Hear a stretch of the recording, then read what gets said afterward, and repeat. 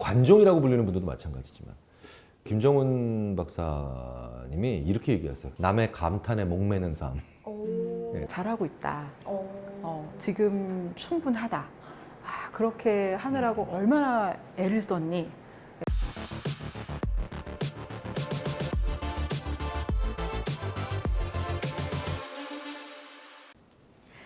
세상의 모든 마인드를 읽어드립니다. 네, 안녕하세요 여러분. 하티타임 진행을 맡은 아나운서 백일홍입니다. 네, 심리학자들 사이에서 상담 심리학과 가장 거리가 먼 심리학이라고 불리는, 하지만 그렇기 때문에 협업이나 상부적인 관계가 가장 잘 될 수 있는 인지심리학자 김경일입니다. 아, 네. 동의하시나요 방금 멘트에? 조금 아니, 커리큘럼 진짜 달라요. 아, 네, 네. 진짜 달라요. 많이 다르기 네, 때문에 심리학 중에서 가장 융합 학문이라고 말할 수 있는 상담 심리학자 조시원입니다. 반갑습니다. 그럼 뭐 인지심리학은 배타적 학문인가? 이게 약간 사소하게 조금씩 다른 이 전공의 네. 기싸움이 느껴지는 아니에요. 근데 상담 심리학이 실제 사람을 만나는 학문이고요. 네. 네, 저희는 그 뒤에 있는 심리학이라서 일반적으로는 굉장히 저희는 기초 학문에 가깝고요. 상담 심리학은 가장 임상적인 현장에 가 있어야 되기 때문에 저는 그래서 상담을 하면 안 되겠다라는 걸 딱 대학교 3학년 때 상담 심리학을 들 과목을 딱 첫 시간에 아니 상담 심리학 첫 시간에 그러시더라고요. 상담은 너의 입을 닫고 상대방의 이야기에 귀를 기울이는 것이다. 첫 시간에 내가 할 수 없는 학문이구나. 나는 말을 해야 되는데. 네, 말을 해야 되는데. 네, 이렇게 다른 전공부터 다른 두 분과 어떤 얘기를 나눌지 너무 기대가 되는데, 근데 오늘은요, 인간이라면 누구나 갖고 있는 인간 내면의 두 가지 키워드, 바로 욕망과 두려움에 대한 이야기 두 분과 함께 나눠볼 텐데요.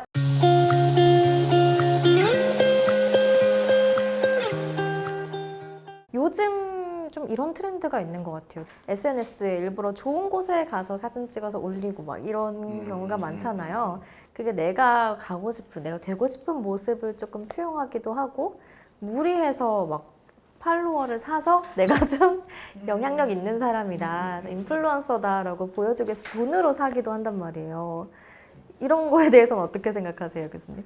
이 인정투쟁이라는 말인데, 인정투쟁이라는 말 자체는 외국에서 청년 해결 철학에서 나온 말이에요. 벌써 머리가 좀 그지고 나쁘죠. 근데 이제 나라고 하는 사람의 정체성을 다른 사람들의 인정을 받아서 성립하는 거죠. 뭐 인정받는 건 다 좋은 거죠. 근데 문제는 이 인정투쟁, 인정을 받으려고 하는 게 너무 심하다 보면 이제 인정투쟁적 삶, 이제 투쟁이야 거의 인생이. 너무 힘드네요. 우리가 SNS에서 보이는 그런 것들, 막 좋은 거 찍고, 막 심지어는 거기서 보여주기 위한 사진 찍다가 목숨 잃는 사람들도 계시잖아요. 이게 이제 멋진 곳이 안 되니까 위험한 곳으로 가가지고, 그 정도까지 가면 인정투쟁적 삶, 뭐 관종이라고 불리는 분들도 마찬가지지만, 근데 그거를 김정은 박사님이 이렇게 얘기하세요. 더 쉬운 말로 이해하자. 남의 감탄에 목매는 삶. 네, 남의 감탄에 목을 매는 삶. 딱 와닿네요. 네. 그럼 한 번에 이해가 되더라고요. 왜 대학을 열심히, 우리 애가 열심히 해가지고 공부를 열심히 대학을 좋은데, 그 옆집 아줌마 감탄하라고. 그렇죠? 좋은 차 내가 왜 동창들 감탄하라고. 막 이런 거. 그럼 어떻게 해야 돼요? 그러니까 말을 이렇게 쉽게 바꾸니까요, 그 해결책도 더 쉬운 언어로 표현이 되더라고요. 그럼 어떻게 해야 돼요? 이렇게 힘든 삶을 살려면, 이렇게 약간 허망하고도 약간 알맹이 없는 삶을 살 위험이 높으니까 내가 나한테 감탄할 게 있으면 되지. 간단하죠. 남의 감탄에 목매는 삶이니까 내가 나한테 감탄할 게 있는 삶이 돼야 돼. 근데 이건 나르시시즘이랑 좀 다른 거죠. 근데 내가 나한테 감탄할 수 있는 게 쉬운 방법이 하나 있다니까요. 어떤 거요? 자, 예전에 조정 교수님 처음에 커리어 초반부에 논문 같은 거 쓸 때나, 아니면 커리어 초반부에 아나운서로 커리어 초반부에 딱 들었을 때, 와 진짜 우와, 내가 날 봐도 너무 괜찮을 때가 있어요. 나 오늘 너무 진행 잘했다. 뭐 이런 거. 논문 내가 봐도 이거는 진짜 학술상 받아. 이런 거. 그치. 근데 지금 보고 그때 했던 거 막 보면 막 창피하고 막 이런 거 있지. 그게 왜 그러냐면 그때가 다 커리어 초반부야. 초반부죠. 예. 제가 우리나라 그 기자님들 괴롭히는 방법이 뭔지 아세요? 그분들 커리어 초반부에 썼던 기사를 그분 앞에서 읽어주면 돼요. 그럼 그분들이 막 진짜 뭐 하는 거냐고 당신. 와 진짜 우리 죽이려고 작정했냐고. 근데 한 분이 또 기자님 한 분이 저한테 와서 저의 석사학위 논문을 읽어주고 있어요. 와 진짜 죽고 싶어지더라 진짜. 근데 그때는 그게 제일 뿌듯했잖아. 그쵸? 맞죠. 네. 초보자기 때문에. 예, 초보자기 때문에 성장감이 오잖아요. 성장감이. 그게 내가 나한테 감탄하는 게 성장감이에요. 근데 지금은 성장감이 없지. 어딨어 성장감이. 예, 전문가가 되기 시작하면, 노련해지기 시작하면 그 일을 잘해도 하나도 안 기쁘거든요. 네. 그쵸. 그냥 평타, 기본타는 했구나 이런 정도의 느낌 정도랄까. 그래서 내가 어떤 일에 익숙해지고 노련해질수록 내가 나한테 감탄할 걸 만들려면 배워야 돼요. SNS에서 딱 보면 배움이 있는 사람과 없는 사람은 확연한 차이가 나요. 확연한 차이. 그러니까 내가 내 직업이나 내 생각과 관련이 없는 걸 공부해보고 알아가보고 내가 이런 것도 알기 시작하네 막 이런 거 있잖아요. 이런 게 있는 사람들은요. 그게 타인과 나를 비교하는 게 아니고 한 달 전, 두 달 전, 세 달 전, 1년 전에 나와 비교를 하기 때문에 과거에 나와. 예, 그렇기 때문에 훨씬 내가 나한테 감탄할 만한 충분히 근거 있는 저렴한 근거들이 있죠. 교수님 뭐 배우신 거 있으신가요? 그럼? 저는 그래서 옛날에 한번 가면에서도 말씀드렸던 게 이제 붓글씨. 오. 예, 붓글씨 새로 배웠죠. 45,000원 주고 당근마켓에서 이제 중고등학생용 이제 세트 유튜브 보면서 배웠어요. 그 화선지에 이렇게 예, 실제로. 한 와. 2달을 했더니 추사 김정희 선생님도 얼마 안 남았더라고. 이 속도가 장난이 아니야, 이 가파른 게. 한 3달을 더 했더니 이제 한석봉 선생님도 가시권이야. 막 국전 나가야 될 것 같아. 김경일체 이제 만들어지겠다. 막 이렇게. 근데 이제 어느 날 갑자기 제 아내가 이제 옆을 쓱 지나가다가 제가 5달 동안 쓴 걸 딱 봤어요. 기도 안 찼나 봐. 왜냐면 이분은 다른 사람이 쓴 것과 저를 비교해야 되니까. 그렇죠. 그러니까 어처구니가 없어서 진짜 당신은 손가락으로 하는 거는 코 후비는 거 말고 하지 말라고. 네, 그랬다니까요, 진짜. 네, 네. 코는 후벼도 되는 건가요? 그래서 거기서 내 그 생각을 못했지. 그냥 섭섭해가지고 섭섭해 막 이러면서 남편한테 그게 무슨 얘기야 막 이랬는데. 그런데 저는 5달 전에 저와 비교하고 있으니까 뿌듯하죠. 잘하는 거죠. 뿌듯하죠. 네. 그러니까 근데 그 5개월 동안이 그때 2021년인데 내가 진짜 앞으로 논문 한 장 안 쓰고 나 그냥 아무것도 안 하고 심리학 진짜 너무 싫어. 막 연구도 싫고 막 강의도 싫고 다 싫어 이럴 때인데 한 슬럼프가 딱 왔을 때 있잖아요. 이럴 때가 있는데 붓글씨를 써서 성장은 여기 있었는데 감탄은 여기서 하고 있는데 심리학도 왠지 계속 더 공부를 하면 나중에 더 한 단계 더 업그레이드 같은 느낌이 오더라니까요. 그렇게 버텨나가는 거죠. 교수님은 혹시 뭐 새로 배우는 건 없으세요? 저는 배우고 싶다는 계획만 10년 짜고 있는 거. 어떤 거 배우고 싶으세요? 그걸 배우면 되겠다.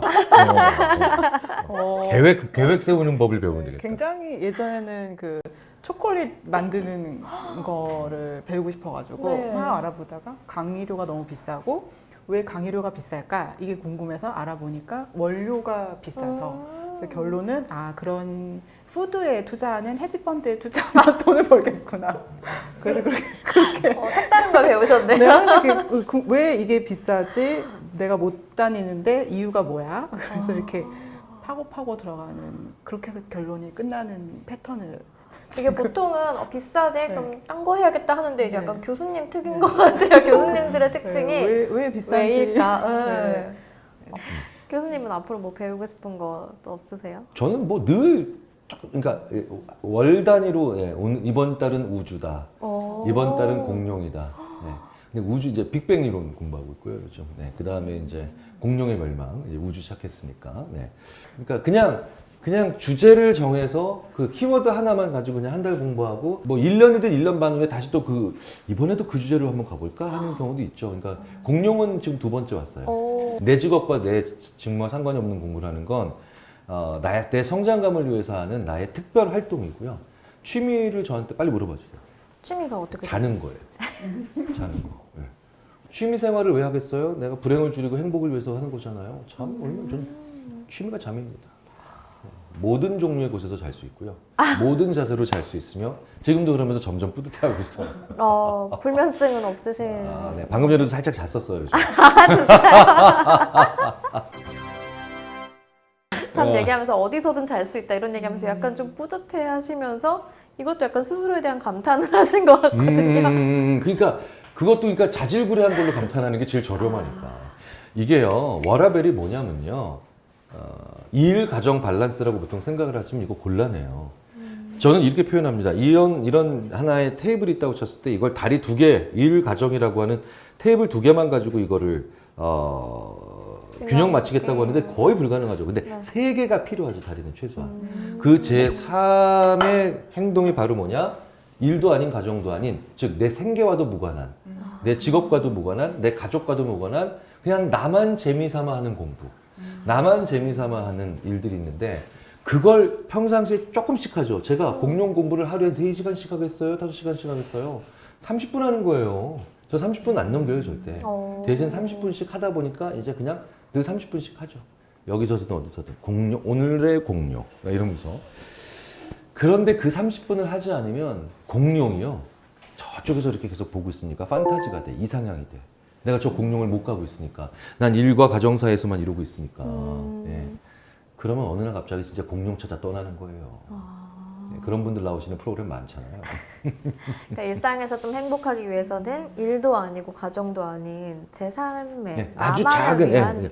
저는 그래서 어떤 친구한테 조언을 했더니 그 친구가 집에 들어가기 전에 15분씩 혹은 15분에서 30분 사이에 공방에 들어가서 한 공간을 빌려서 자기 로봇 만들고 들어갔죠. 조립. 하루에 30분. 근데 그 친구가 그걸 하면서 번아웃의 대부분을 해결했어요. 이겨내셨네요. 네, 네, 네. 그러니까 말씀해주신 걸 정리하면 새로운 걸 배우는 것도 하나의 방법이고 그리고 내가 또 성취감을 느낄 수 있는 기회도 만들어야 된다. 뭐 이런 방법을 알려주셨고요. 그걸 고맙다고 하면서 술은 안 사더라.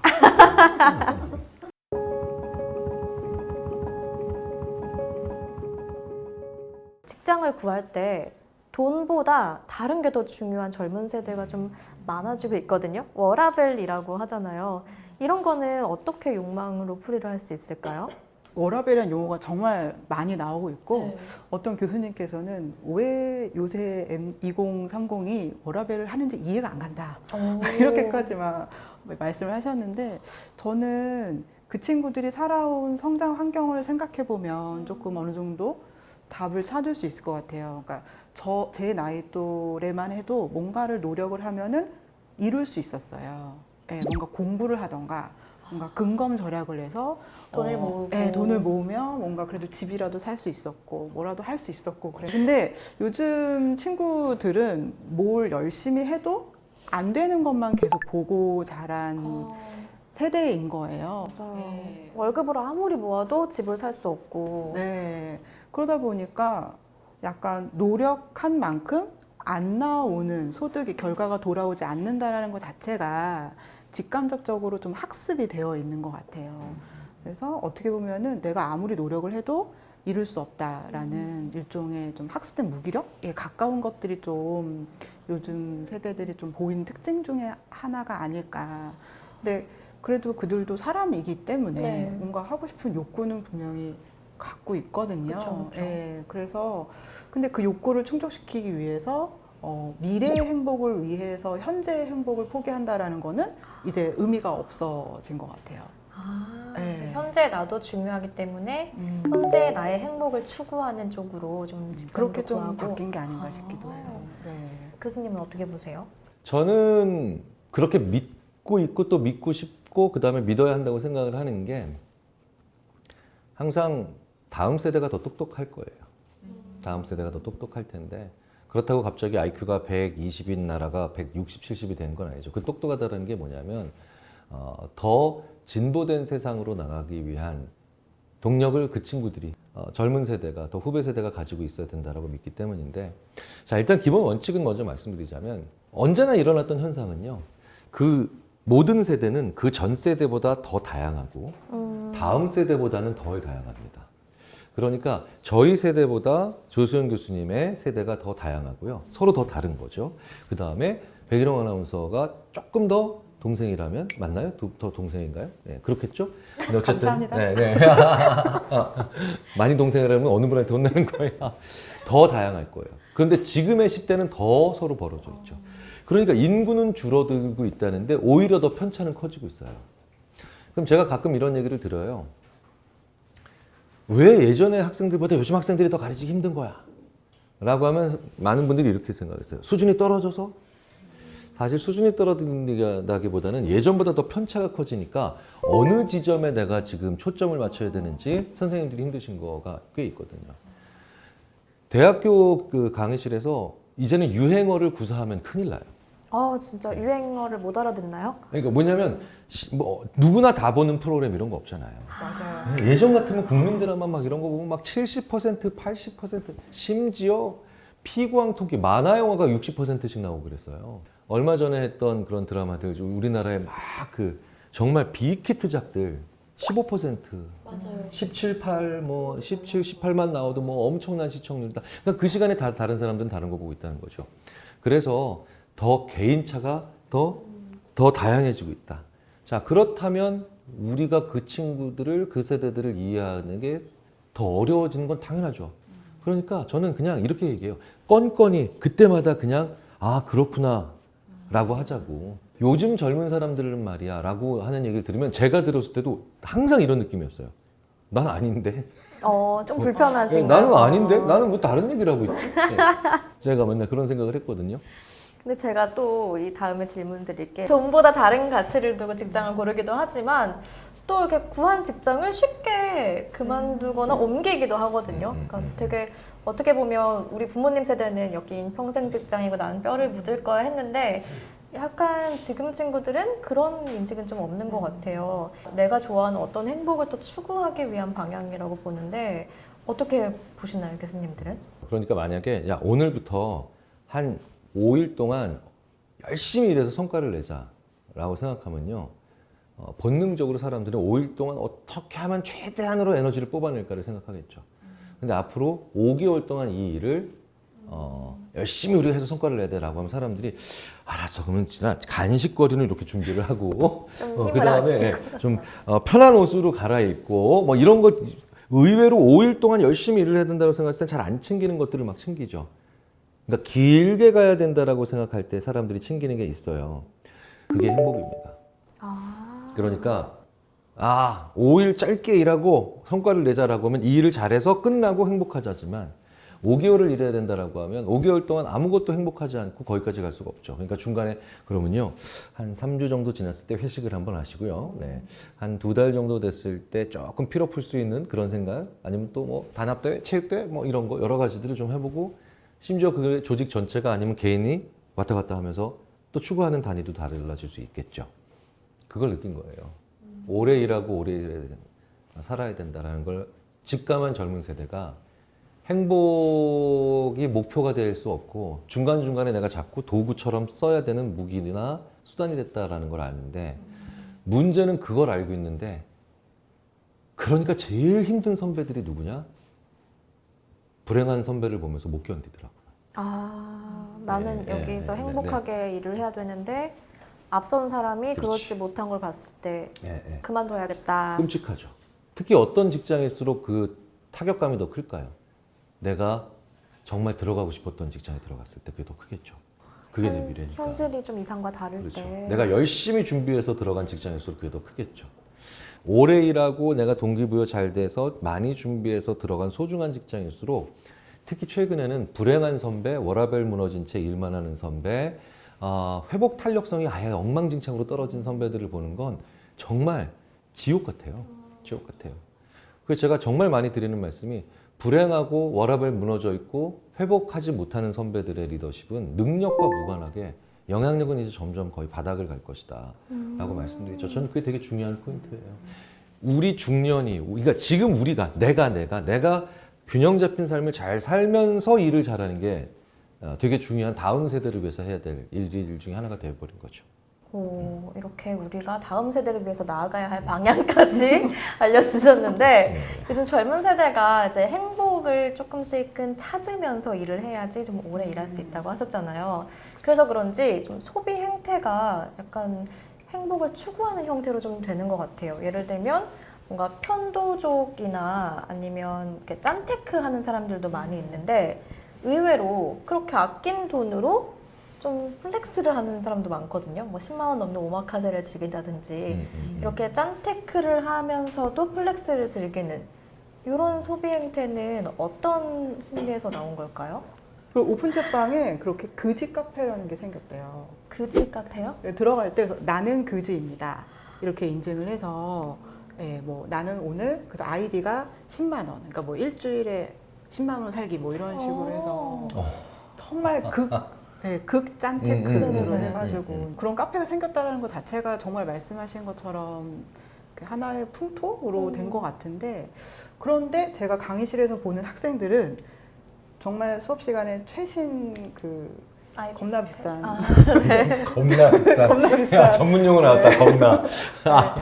풀 세트로 이렇게 시계 가격이 장난 아니네. 시계에다가 뭐 이렇게 태블릿 PC에다가 펜슬에다가 여기 귀에도 꽂고 이렇게 다 이렇게 해서 수업을 다 들으러 오는 거 보면 정말 좀 부럽기도 하고 부모님을 잘 만났나 이런 생각이 들긴 하는데 한편은 생각해 보면은 아까 말씀드린 것처럼 그 하고 싶은 거는 여전히 있고 하지만 나의 경제적 상황은 그것이 되지 않고 그러니까 어떻게 보면 좀 타협된 행복감인 게 아닐까 싶어요. 그래서 자기한테 필요한 그래서 아껴야 될 거에는 극도로 아끼고 네. 하지만 내가 꼭 갖고 싶은 하고 싶은 나의 욕구를 충족하기 위해서는 이제 돈을 소위 말하는 플렉스를 하게 되는 이제 그런 형태로 나타나는 게 아닌가. 그러니까 그만큼 사회의 다양성이 커지면서 우리가 남의 보는 것을 왜 저런 데 돈 쓰지? 제가 늘 그러거든요. 낭비와 통 큰 거의 차이가 뭐냐? 낭비는 내가 싫어하는데 돈 쓰는 사람을 보면서 낭비한다는 거고 통 크다는 건 내가 좋아하는 동일한 영역에 돈을 잘 쓰는 사람을 보고 통 크다고 하는 건데 내 기준으로 본 사람 기준으로. 그래서 우리 사회가 급격하게 다양해지고 있죠. 사실은 급격하게. 저희 세대도 다양했지만 저희 세대보다 훨씬 더 지금의 40대, 30대, 20대가 다양해지고 있는데 그걸 어느 정도 성숙하고 그다음에 지혜로운 눈으로 보느냐는 앞으로 되게 중요한 요인이 되겠죠. 네. 그만큼 어디에 중점을 두는지가 다르기 때문에 네. 행복에 대한 뭐 기준도 다르고 그럼요. 그래서 소비 네, 행태도 각자 다르고 네. 뭐 이런 사실은 그게 굉장히 안전한 사회예요. 왜냐하면 다양한 같은 사회가. 자원을 가지고도 여러 사람이 만족할 수 있거든요. 행복의 잣대가 하나로 통일되잖아요. 그러면 진짜 말 그대로 피 튀기고 살 튀기는 세상이 될 수밖에 없어요. 한정된 걸 다 네, 같이 네, 네, 목표로 하면 그렇죠. 네.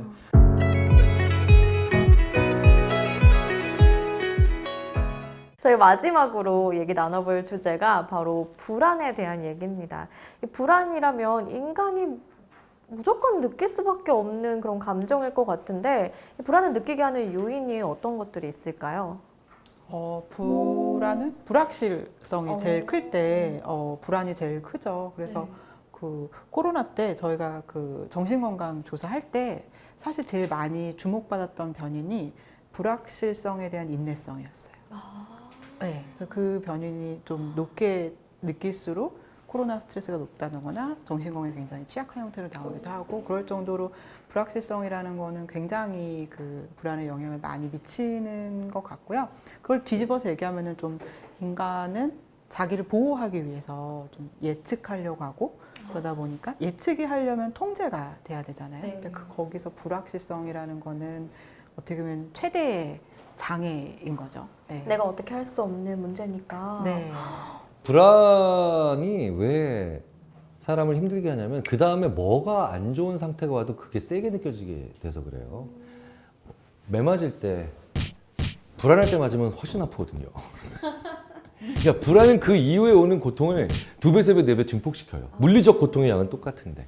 약간 매는 먼저 맞는 게 낫다 뭐 이런 그렇죠. 얘기 있잖아요. 네. 근데 물리적으로 보나 생체 역학적으로 보나 맨 나중에 맞아야 때리는 사람이 조금이라도 약해져 있으니까 힘이 빠졌을 좋을 때. 텐데 대부분 보면은 맨 마지막에 맞는 친구들이 제일 아파하죠. 네, 심리적으로 사망한 상태에 이르기 때문에 네. 앞에서 귀곡산장의 비명소리를 계속 들으니까 너무 막 불안이 이런 거. 쌓여서 그렇죠, 그렇죠.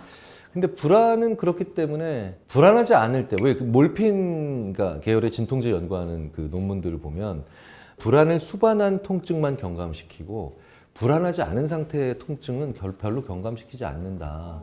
이런 대목들도 꽤 있어요. 그러니까 전투 중에 교전을 하다가 총상당한 병사가 막 몰핀 달라고 아우성 치는데 앰뷸런스에 태우면 상처가 더 치료가 되고 있는 것도 아닌데 몰핀 달라는 얘기를 훨씬 적은 비율로 하더라는 거죠. 왜? 이젠 불확실한 전쟁 상황에서 벗어나서 확실하게 병원을 후송되니까 덜 아픈 거예요. 심리적으로. 그러니까 몰핀이 필요 없는 거죠. 그런 경우를 보면 우리가 어떤 것을 할 때 불안이 불확실할 때 커지니까 불확실함을 제거해서 불안 요소를 줄이면 똑같은 물리적인 역경이나 어려움이나 고통도 좀 견딜 수 있게 만들어지는 거죠. 그럼 불확실한 거는 뭘까요? 어떤 일이 일어날지 잘 모르는 거죠. 네. 그럼 어떤 일이 일어날지 모른다는 건 뭡니까? 안 알려주는 거죠. 그러니까 불안을 키우는 가장 중요한 말이 뭐냐면 니들은 몰라도 돼. 그런 것까지 알 필요 없어. 이게 굉장히 사회를 힘들게 하는 말이고요. 우리가 알아서 할게. 이런 거 있잖아요. 그러니까 이럴 때는 나쁜 정보라도 혹은 사소한 정보라도 굉장히 투명하게 공개하는 게 되게 필요해요. 그게 국가든 기업이든 아니면 가정이든 마찬가지예요. 약간 몰라도 돼 함으로써 안심이 되는 게 아니고 불안이 더 커지는 거네요. 평상시에는 몰라도 돼라고 하는 게 그럼 나는 뭐 굳이 알지 않아도 되겠구나라고 하는 면제됐다라고 하는 뭔가 책임으로도 면제됐다라고 하는 제목이겠지만 불안이 엄습을 이미 했을 땐 넌 몰라도 되는 네가 모르는 뭔가가 있다는 뜻과 똑같은 말이 되기 때문에 조심스러워야죠. 그래서 확실성을 좀 높여줌으로써 불안을 줄일 수 있겠네요. 확실한 걸 그러니까 너무 좋아해가지고 가짜로 확실한 건데도 괜히 확실한 것 같아서 그 사람들이 선택하는 경우도 있거든요. 뭐 가장 대표적인 게 그거예요. 타이어 3개 사면 1개 공짜. 사람들은 오늘부터 세탁비를 25%씩 인하합니다 라고 하면 조금 깎아주네. 그런데 세탁 3벌 할 때마다 한 벌은 무료입니다. 그럼 와, 한 벌이 확실하게 무료잖아요. 조금씩 깎아주는 게 아니라. 누가 타이어를 3개를 교환해요? 어차피 4개지, 2개 아니면 4개지. 그런데 3개 교환하면 1개 공짜. 제가 그렇게 걸어놓은 데를 지나가다가 봤는데 다행히 그분이 저를 아시더라고요. 그 강의를 좋아하는 사장님이라서. 근데 네. 그 사장님한테 제가 물어봤어요. 제가 그 전달까지 다른 게 걸려있다는 거 기억이 났었거든. 그게 바로 뭐냐. 타이어 신발값보다 쌉니다. 본 적 있어요. 네. 그것보다 이게 훨씬 더 효과가 좋다고 그러시더라고요. 그러니까 확실한 것도 아닌데 그냥 확실한 것처럼 보이는 그런 것들에도 사람들은 매력을 느낄 정도로 인간은 불확실한 게 싫다는 거죠. 근데 이 불안에 대해서 얘기를 하셨는데 약간 세대별로 또 그 불안을 느끼는 것도 다를 것 같아요. 세대가 거듭될수록 그 시대에 맞는 새로운 불안이 생기죠. 30년 전에 제가 대학교 다닐 땐 휴대전화 데이터 떨어질까봐 걱정하고 불안하지 않았어요. 휴대전화가 없었기 때문에 스마트폰이. 조선시대는요 정전될까봐 걱정 안 했다고요. 그렇죠. 이미 불이 없으니까. 그렇죠. 네. 그러니까 항상 새로운 시대는 새로운 것에 대해서 추가적인 불안을 하죠. 대부분 추가적인 불안을 합니다. 그러니까 불안하다는 건 고민이 많아진다는 거죠. 제가 이렇게 많이 얘기합니다. 기성세대가 고생을 더 많이 했고 그 다음에 후속세대가 고민을 더 많이 한다. 선택지가 많으니까. 아우 요즘 젊은 사람들은 고생을 안 해. 이게 제일 바보 같은 생각이고 아우 요즘 나이 든 이 양반들은 꼰대 같아. 그래서 고민이 없어. 생각이 없어. 이게 제일 바보 같은 각자 세대에 대한 오해네요. 오해와 그 다음에 오히려 벽을 치는 거죠. 아우 우리보다 고민이 많겠어. 아우 저희들 때보다 굉장히 고생을 많이 하셨잖아요. 라고 하는 상대방 세대의 고민과 고생을 인정해 주는 게 가장 중요해요. 가장 중요해요. 교수님들이시다 보니까 아무래도 이 후배 세대들을 많이 만나시잖아요. 제자들을. 특히 상담을 하시다 보면은 진짜 얘기를 많이 나누실 것 같은데 이런 불안을 느끼는 학생들을 많이 보셨나요? 저는 일상이죠. 불안을 느끼는 학생들을 정말 많이 만나요. 그래서 어떤 학생들은 굉장히 열심히 사는데 이제 불안해서 열심히 사는 학생들이 있고요. 아니면 너무 불안해서 마비가 돼서 아무것도 하지 못하는. 손에 안 잡혀서. 뭘 해야 될지 모르겠는. 불안하니까 열심히 사는 친구들을 보면 그냥 눈으로 보이는 확실한 것들을 찾아가는 것 같아요. 불안해서 뭔가 확실한 걸 찾기 위해서 지나치게 열심히 살다가 뭔가 돌아오는 게 없잖아요. 그래서 무기력해지는 학생들도 있어요. 어떤 학생은 과다하게 불안이 와서 그냥 마비가 완전 돼서 정말 정지한다는 표현밖에 안 돼요. 수업에는 나오지만 그냥 이제 약간 앱슨마인디드 같이 이렇게 그냥 앉아있는 느낌. 그냥 왔다 갔다 하는. 그래서 사실 저는 좀 불안할 때 좀 추천하는 방법이 점술에 좀 의존하는 건 어떤가 하는 생각도 드는 게 네. 요즘 뭐 타로를 본다든지 뭐 운세 앱을 사용하는 사람 되게 많거든요. 네. 이렇게 좀 점술에 기대는 사람이 많아지는 것도 좋은 방법이 될까요? 저는 사실 불안할 때 그 타로나 이런 거를 세 군데를 보러 가요. 오. 그래서 약간 제 마인드를 약간 관리하기 위해서. 예. 근데 사실 그것도 불안한 게 문제라고 생각하기보다는 만족된 상태에서는 오히려 아무것도 안 하거든요. 예. 근데 적절한 불안으로 제가 조절을 하려고 그 방법 중에 하나로 이제 여러분들을 봐서 제 불안을 이제 관리하는 거죠. 그래서 저는 세 군데를 꼭 봐요. 네. 그래서 세 군데서 공통적으로 얘기하는 커먼 팩터만 해석을 해요. 어.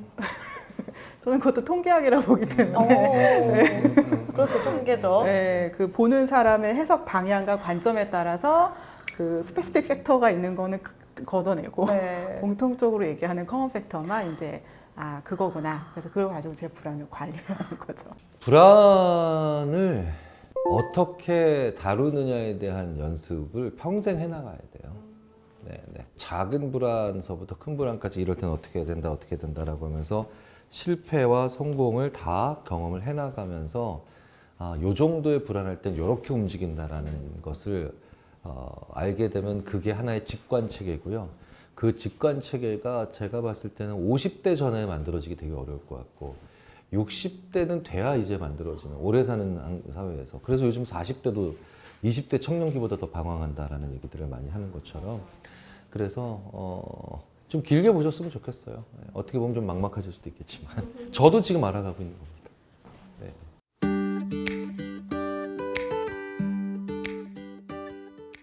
그럼 아까도 약간 좀 반복해서 나온 얘기긴 한데 이 불안이라는 게 또 우리 세대가 반복돼서 내려갈수록 너무 선택할 게 많아지기 때문에 좀 고민이 많고 이런 얘기를 해주셨잖아요. 그럼 이렇게 고민이 많은 사람들한테 혹시 어떤 방법이 좋을까요? 굉장히 많은 분들이 막막하다고 하는데 어떤 분들은 정말 나한테 딱 맞는 일이 있을까? 이런 걸 가지고 고민하는 분들이 많아요. 너무 고민되죠. 제일 고민되죠. 사실은 지금 50대인 저도 그런 고민하는 경우도 있고 제 주위에도 많죠. 그런데 이건 대부분의 사람들이 나한테 딱 맞는 일이라는 걸 내가 정말 몰입해서 정말 좋아하고 내 인생을 바쳐도 되는 일이라고 생각을 해요. 뭐 결과적으로는 뭐 꽤 괜찮은 생각이지만 근데 그게 사람한테는 굉장히 재밌게도 그렇게 좋은 일이 보이는 사람이 있고요. 내가 정말 싫어하는 일을 잘 피해 다니고 이것만큼은 아니다 했을 때 오히려 글로 가는 게 더 좋아지는 사람들이 있어요. 오, 약간 속어법으로 하는 게 그러니까 첫 번째 유형을 fit 유형이라 그래요. fit이 맞아야 되는 네. 거죠. 그런 분들은 자기한테 딱 들어맞는 일이 아닌 경우에는 정말 도저히 집중을 못하고 아무것도 할 수 없는 정말 그래서 옆에서 보면 그냥 딱 아주 심각한 수준의 ADHD 같이 느껴지는 친구들이 많이 있는데 나중에 보면 이 친구들이 자기한테 딱 맞는 일을 만났어요. 이러면 갑자기 체중이 막 한 달에 몇 킬로씩 감소하는데도 몰입하면서 그것도 모른 채 일을 하고 심지어 이런 경우 하죠. 교과서에서나 볼 수 있었다는 몰입감. 눈 떠보니 퇴근 시간 이런 식으로 이게 되는 너무 경우도 있어요. 재밌고. 그러니까 그 외에 다른 일들에게는 하나도 몰입을 못하고 심지어는 근무를 정상적으로 하지도 못했던 사람인데 은행원도 해봤다가 교사도 해봤다가 생산직 직원도 해봤다가 뭐가 맞는지. 택배기사도 해봤다가 정말 많이 해봐야 되죠. 많이 해봐야 되죠. 근데 우리는 그렇게 꼭 생각을 해요. 적성이라는 걸. 네. 근데 이런 유형의 사람들은 그렇게까지 많지는 않다는 거예요. 대부분의 경우에는 그냥 어떤 일을 쫙 들어갔을 때 너무 싫지 않은 일 거기 내부에서 이건 아니다 싶으니까 내부적으로 살짝 바꿔보고 바꿔보고 그 직업 내에서 큰 틀은 안 바꾸고. 네. 그러니까 이건 직업을 바꾸는 게 아니라 직무를 바꾸는 것과 유일하죠. 이런 유형을 디벨롭 유형이라고 해요. 그리고 그런 분들은 굳이 다른 직업에 갔어도 결국은 자기의 그 일반적인 잠재력이나 일반적인 적성으로 그 일도 훌륭히 그런 식으로 자꾸 사실 저도 그런 더 일반적이고 더 수가 많은 유형 중에 한 사람이에요. 저는 법학이나 이런 거가 너무 싫더라고요. 그러니까 이렇게 도서관에 들어서 봤는데 그 경영학도 너무 커 얘기가. 근데 심리학 들어가니까 유일하게 안 싫어. 유일하게 안 싫었어요. 심리학과 들어갔는데 상담은 들으래 남의 얘기를 못 하겠어. 그래서 인지심리학 교과서를 봤는데 유일하게 안 싫어. 그러니까 유일하게 안 싫은 거, 유일하게 안 싫은 거. 이게 되게 사람들은 별로인 거로 생각해 이런 정보를. 이거 되게 괜찮은 그 중요한 정보예요. 유난히 얘만 안 싫어. 네. 한 방에 그걸 쫙 찾아가서 들어간다가 아니라 그건 드라마틱하고 훨씬 우리의 상상과 맞아 떨어지지만 그냥 안 싫은 거고 안 싫은 거고 안 싫은 거를 7번, 8번 찾아가 보다면 정말 나를 내 인생에 가장 내가 좋아하고 정말 잘할 수 있는 일을 한 번에 찾는 것과 크게 다르지 않아요. 근데 이 7번, 8번이 오히려 더 그 과정과 지나고 나서 봐서도 더 연착륙에 가깝다고 할까? 아니면 좀 더 평탄하다고 봐야 될까? 숫자는 더 많지만 예. 그런 경우가 많아요. 그래서 실패할 확률이 줄어드는 거네요. 그렇기도 하고 내가 어떤 유형인가 한번 생각을 해보시라는 거죠. 어떤 유형인가. 그러면 대체적으로는 후자의 경우가 더 많아요. 이거 나랑 안 맞는 것 같은데 하면서 완전 색다른 거를 그렇죠. 고민할 필요가 없다는 그것보다는 말씀이죠? 조금씩 바꿔보시라는 조언을 드리고 싶다는 거예요. 직업이 아니라 직무를 좀씩 바꿔봐요. 사람들은 직무가 마음에 안 들면 대부분 그 직장을 떠나는 결정을 하는데 그게 조금은 어리석은 결정이라기보다는 내가 그 직장에서 볼 수 있는 기회를 아직 다 못 보고 퇴사하는 걸 수도 있다는 거죠. 네. 이렇게 고민을 줄일 수 있는 하나의 방법을 또 얘기를 해주셨는데 지금 불안에 대한 얘기를 또 하고 있잖아요. 불안한 학생들을 많이 본다고 하셨는데 혹시 이런 불안을 느끼는 사람들한테 해주고 싶은 뭐 조언이 있을까요, 교수님? 제가 주로 하는 말은 잘하고 있다. 지금 충분하다. 그렇게 하느라고 얼마나 애를 썼니? 일단 이 얘기를 가장 먼저 해주죠. 상담에서 사실 그렇게 먼저 시작을 하는데 제 학생이 뭔가 되게 불안해서 논문을 쓰는데 뭔가 불안해서 막 이렇게 힘들어한다면 비슷하게 얘기를 해요. 그렇게 큰 말을 하지는 않아요. 네. 사실 불안한 친구들한테 이렇게 하는 게 어때? 저렇게 하는 게 어때? 이렇게 조언을 주면은 사실 불안한 친구들이 뭔가 확실한 걸 찾아 헤매다 보니까 그 말을 주면 일시적으로는 되게 불안이 좀 내려가서 네. 좋다 이렇게 하지만 사실은 다시 불안한 상태로 돌아가더라고요. 네. 그래서 오히려 그냥 아무 말도 하지 않고 괜찮다. 지금이 좋아. 네. 그래서 아무 말도 하지 않고 그냥 옆에서 뭐 이렇게 다독여 준다든지 맛있는 거 먹으러 갈까? 뭐 이렇게 해주는 가장 좀 어떻게 보면 아무것도 안 해주는 게 아무것도 해주지 않는 게 최대의 뭔가 역할을 해주는 거인 것 같아요. 이것도 참고할 만한 방법이네요. 막 이렇게 해봐 저렇게 해봐가 아니라 좀 옆에서 그냥 응원해주고 맛있는 거 사주고. 네. 교수님은 혹시 추천하는 방법이 있을까요? 늘 말씀드리지만 쪼개야 돼요. 쪼개야 돼요. 이제 제가 표현을 이렇게 하죠. 한 덩어리로 놓고 보면 되게 어려운 일이니까 잘게 썰어서 그중에 제일 만만한 걸 골라요. 그 일을 그리고 아주 그냥 세게 조져요. 전 조진다는 표현을 꼭 써요. 그러니까 그만큼 내가 압도적으로 그 작은 일을 해치워 버려야 돼요. 확실하게. 네, 압도적으로. 네. 그러면 그때 살짝 다음 일도 이렇게 들여 밟아볼까라고 하는 생기가 들죠. 세상에 모든 일은 크기 때문에 못하는 거지 작은 일은 다 할 수 있거든요. 작은 일은. 그러니까 불안하고 막막할수록 더 잘게 썰어야 돼요. 오늘부로 인테리어 공사를 다 끝낸다. 불안하죠. 오늘 한 2시간 동안 이 창문을 고친다라고 하면 불안한 게 아니라 되든 안 되든 판단은 되죠. 그러니까 불안한 건 뭘 모르기 때문에 오는 게 불안이잖아요. 그래서 불안하다면 항상 쪼개야 돼요. 더 잘게 썰어야 되고 그리고 내가 좋아하는 일이라도 크기를 줄여서 잘게 해야 돼요. 그 정신건강의학 쪽에 계신 의사 선생님들이랑 가끔 이제 협업을 할 때 그래서 아주 막 심각한 우울이나 무기력이 온 분한테는 그분이 좋아하는 음식을 일부러 소량을 줘요. 정말 아주 우스운 소량. 이런 데 담아서 떡볶이 3개 이런 데 담아서 줘요. 그럼 이분이 뭐야 이거 이씨. 왜냐하면 너무 많은 양을 주면 그분이 떡볶이 좋아한다고 해서 떡볶이를 한 판을 갖다 드리면 갑자기 감당이 안 되거든요. 그럼 2차적인 무기력이 와요. 이렇게 내가 좋아하는 음식도 감당이 안 되니까 야 내가 이렇게 좋은 것도 별로 이제 흥미가 없구나라고 해서 또 다른 자기 자신에 대한 실망, 자기 상황에 대한 원망이 오거든요. 그러니까 오히려 작은 잔에 담아서 이렇게 넣어요. 딱 들으면 그분이 호로록 하고 먹어요. 호로록이라는 것 자체가 벌써 나한테는 이게 점화가 일어나거든요. 그리고 심지어는 이렇게 얘기할 때도 있죠. 그럼 뭐 더 없어요? 그렇죠. 예, 예. 그러니까 이게 더 바로 해낼 수 뭐냐면 이 있으니까. 상황을 내가 지금 지배하기 시작하는 작은 실마리들이 되거든요. 잘게 썰고 작고 예, 만만한 것으로 하는 거. 그런 것들이 제일 좋을 겁니다. 네. 그래서 보통은 무기력에 빠진 친구들이 자기가 한 게 아무것도 없다고 또 생각하는 것 같아요. 그래서 이제 저는 그것도 네가 한 거다. 아니 그거는 그때 뭐 운이 좋았다고 얘기를 하면 그 운이 좋은 장소를 선택한 것도 네가 한 거다. 어쨌든 네가 뭔가를 했기 때문에 그런 걸 해낸 거다라고 해서 그 친구는 인정하지 않는 것들 중에 그 친구가 한 것들을 아주 작은 거라도 찾아서 이렇게 말해주려고 하는 네 그렇게 하면 조금 도움이 확실히 되는 것 같아요. 약간의 성취감을 만들어줘서 다음 네. 단계로 나아갈 수 있게 만들어주시는 그쵸. 거네요. 네. 약간 진짜 같은 결로 네, 네, 떡볶이 네. 3개 좀 감질나긴 하지만 떡볶이 3개와 아주 작은 성취를 칭찬하는 거. 법이 다르다.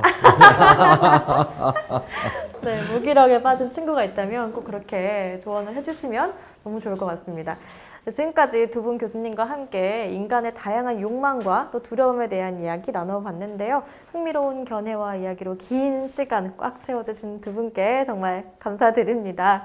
네, 세상의 모든 마인드를 읽어드리는 하티타임은 다음 시간에도 귀를 뗄 수 없는 더 흥미로운 이야기로 찾아오겠습니다. 여러분 시청해주셔서 고맙습니다. 감사합니다.